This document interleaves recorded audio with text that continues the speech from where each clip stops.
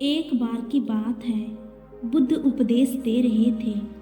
उपदेश पूरा होने के बाद सब लोग जाने लगे। तभी बुद्ध ने देखा कि एक व्यक्ति कोने में बैठा हुआ है। बुद्ध उसके पास गए और कहा कि क्या हुआ, आप दुखी क्यों हैं? व्यक्ति ने कहा, आप बहुत अच्छा उपदेश देते हैं, जिसे सुन लोगों का मन शांत हो जाता है, लेकिन मेरा मन अभी भी बेचैन है, शांत नहीं हुआ है। बुद्ध मुस्कुराए और बोले, इस दुनिया में किसी के मन को शांति नहीं है। कुछ लोग सोचते हैं कि उन्हें शांति मिल गई है। वह भूल जाते हैं कि जो शांति आज उन्हें मिली है, कल उनसे छीन ली जाएगी और फिर वो अशांत हो जाएंगे। और कुछ लोग जिनके पास शांति है, वह आगे का सोच सोच कर अशांत होते हैं कि ये शांति चली जाएगी। तुम किस बात से अशांत हो? व्यक्ति ने कहा, हे बुद्ध, मुझे एक गंभीर रोग है। वैद्य ने कहा है कि मेरे पास केवल 7 महीने हैं, जिसमें से 3 महीने खत्म हो चुके हैं। मेरे बाद मेरे माता पिता, बीवी बच्चों का क्या होगा? ये बात मुझे शांत नहीं रहने देती है। इसी बात को सोच सोच कर मैं परेशान रहता हूँ। बुद्ध ने कहा कि क्या तुम इसी बात से परेशान हो? व्यक्ति ने कहा, नहीं, सच तो ये है कि मैं अभी मरना नहीं चाहता। मेरे अंदर मौत का डर बैठ गया है। बुद्ध ने कहा, मरना तो एक ना एक दिन सबको ही है। ये बात सब जानते हैं। मृत्यु को तो कोई नहीं चाहता। बहुतों को तो ये भी नहीं पता कि उनकी मृत्यु कब होगी। तुम्हें तो उसका पता भी है, और ठीक से तुम भी नहीं जानते कि तुम्हारी मृत्यु कब होगी। क्या तुम्हें पता है कि तुम कल का सूरज देख पाओगे? व्यक्ति ने कहा, नहीं, मुझे नहीं मालूम। बुद्ध कहते हैं कि अगर तुम्हें तुम्हारी बीमारी के बारे में नहीं पता होता तो तुम अपना जीवन खुशी से जीते। तो अभी भी वही करो।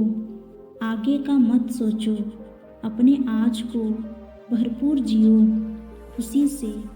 जो जीवन शेष है उसे जियो। जो मिल रहा है उसे स्वीकार करो।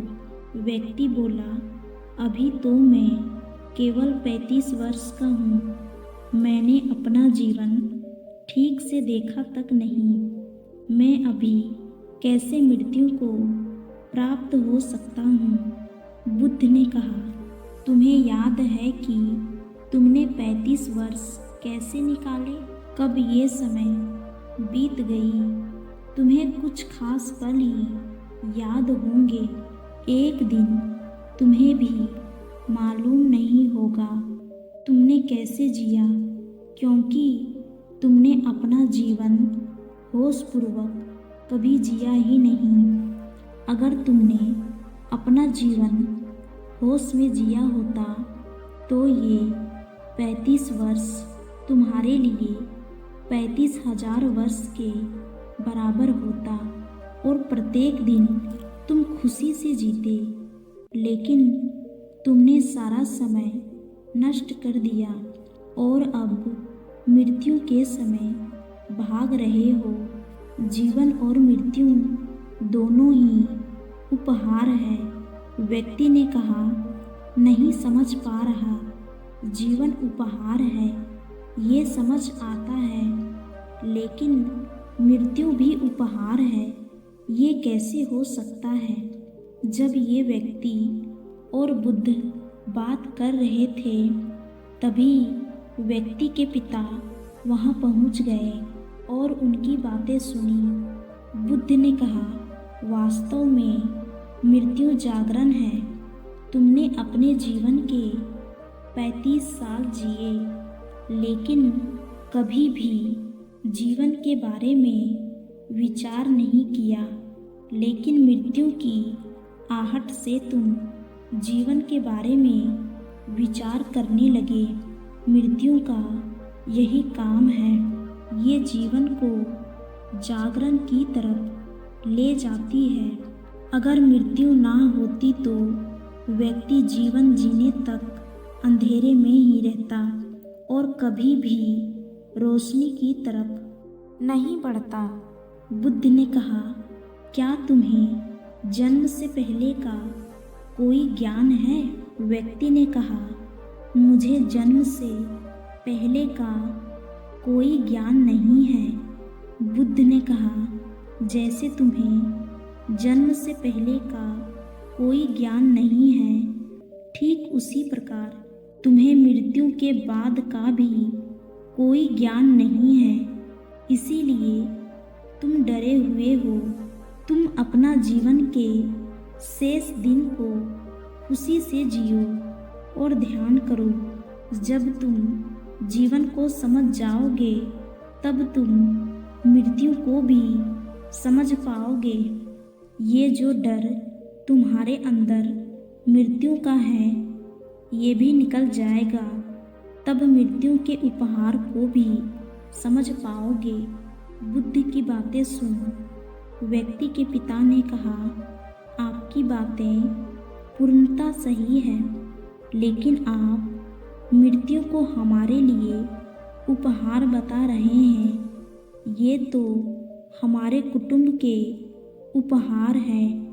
अगर ये हमसे छीन जाएगा तो ये हमारा उपहार भी हमसे छीन जाएगा। तब हम क्या करेंगे? बुद्ध ने उसके पिता से पूछा, क्या तुम्हें कभी किसी ने कोई उपहार दिया है? पिता ने कहा, हाँ, मेरी बेटी ने मुझे दिया था। बुद्ध ने पूछा, अब वह कहाँ है? पिता ने कहा, वह गांव में आए एक बाढ़ के साथ बह गया और नष्ट हो गया। बुद्ध ने कहा, क्या इससे तुम्हारी बेटी के प्रति प्यार कम हो गया है?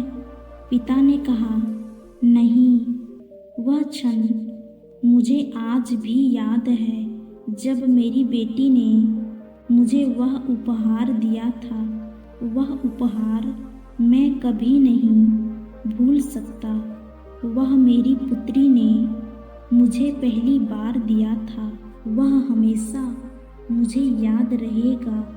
बुद्ध ने कहा, ठीक उसी प्रकार तुम्हारा बेटा भी तुम्हारे साथ रहेगा। उसके जाने के बाद आपने कितना जिया ये मायने नहीं रखता। खास बात ये है कि हम जो जीवन जीते हैं उसे पूर्ण रूप से जागृत होकर जीना चाहिए। व्यक्ति ने कहा, आप सही कहते हैं, लेकिन मेरे बाद मेरे परिवार का क्या होगा? बुद्ध ने कहा, क्या तुम उनके लिए कुछ कर सकते हो? व्यक्ति ने कहा, शरीर से तो मैं अब कुछ भी नहीं कर सकता। बुद्ध ने कहा, फिर जब तुम कुछ कर ही नहीं सकते तो उसके बारे में क्यों सोच रहे हो? जो समय है उसे जियो। इस दुनिया में कोई किसी के लिए कुछ नहीं करता। सबको खुद अपना जीवन जीना होता है। हमें बस ऐसा भ्रम होता है कि हम कुछ उनके लिए कर रहे हैं, लेकिन हम कुछ भी उनके लिए नहीं करते, खुद के लिए करते हैं। अगर आज तुम अपने परिवार के लिए जमीन जायदाद इकट्ठा कर रहे हो तो ये तुम उनके लिए नहीं, बल्कि अपने लिए कर रहे हो। इसे करने से तुम्हारे अंदर आंतरिक शांति रहेगी, लेकिन तुम रहोगे इस भ्रम में कि तुमने उनके लिए किया है, लेकिन ये तुम खुद के लिए करते हो। अगर तुम उनके लिए कुछ नहीं भी करोगे तो भी उनके जीवन में कोई खास फर्क नहीं पड़ेगा, क्योंकि जीवन कभी भी एक समान नहीं रहता, कठिनाइयों से भरा रहता है। जीवन कभी भी आसान नहीं रहा है, संघर्ष करना पड़ता है, तभी जीवन चलता है। अमीर व्यक्ति होता है, गरीब व्यक्ति से ज़्यादा परेशान अमीर व्यक्ति होता है। इससे ये पता चलता है कि धन से तो जीवन को सुरक्षित नहीं किया जा सकता, लेकिन पूर्ण रूप से जागृत होकर जीवन को सुरक्षित किया जा सकता है। ऐसा करने से हम जीवन की सभी कठिनाइयों को समझ पाते हैं, जिंदगी और मौत को समझ पाते हैं और आसानी से जीवन जी सकते हैं। वह व्यक्ति बुद्ध की बातें सुन बोला, मैं आपकी बातें समझ गया हूँ और अब मुझ में से मृत्यु का यह भय भी खत्म हो गया है और अपना बचा हुआ जीवन मैं खुशी से जीऊँगा। दोस्तों, उम्मीद करती हूँ कि आपको इस कहानी से बहुत कुछ सीखने को मिला होगा। धन्यवाद।